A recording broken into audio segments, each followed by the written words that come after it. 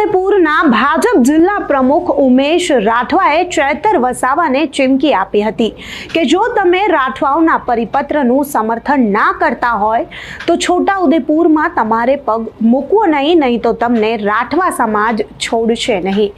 તો ચેતર વસાવાને મળેલી આ ચીમકી પર છોટાઉદેપુરના આદિવાસી નેતાઓ ચેતર વસાવાના સમર્થનમાં આવ્યા અને ભાજપના જિલ્લા પ્રમુખ જે છોટાઉદેપુરના જિલ્લા પ્રમુખ છે ઉમેશ રાઠવા તેને સણસણતો જવાબ પણ આપ્યો।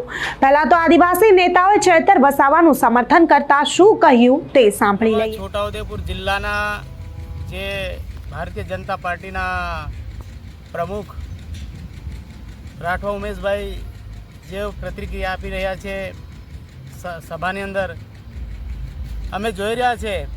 ખરેખર જે ઉમેશભાઈ રાઠવા છોટાઉદેપુર જિલ્લાના પ્રમુખ સાહેબ જે દેડિયાપાડાના ધારાસભ્ય ચૈતરભાઈ વસાવાના વિરુદ્ધમાં વલણો આપી રહ્યા છે એમને અમે પૂછવા માંગીએ છીએ કે ચૈતરભાઈએ શું ખોટું કર્યું છે।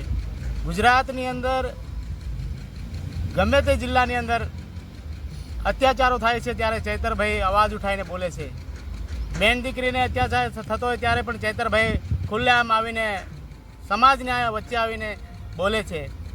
આજે છોટાઉદેપુર જેવા અનેક જિલ્લાઓમાં જ્યાં જરૂર પડે છે ત્યાં ચૈતરભાઈ જ્યાં અન્યાય થતો હોય ત્યાં ચૈતરભાઈ બોલે છે।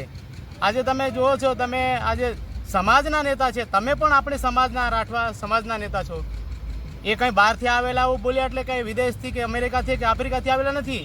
આદિવાસી આ દેશના નાગરિક છે, મૂળ વાસી છે આપણા દેશના, એ આદિવાસી છે આપણા દેશના, આ મૂળ નિવાસી વ્યક્તિ છે। તમે બહારથી આવેલાનો શબ્દ ઉપયોગ કરો છો ને લોકોને ગુંગરા કરવાના વાતો કરો છો। તો આ ચૈતરભાઈ જ્યારે ગુજરાતની અંદર ગમે ત્યાં અન્યાય થાય ત્યારે ઉભા છે અને એનો નિકાલ લાવે છે।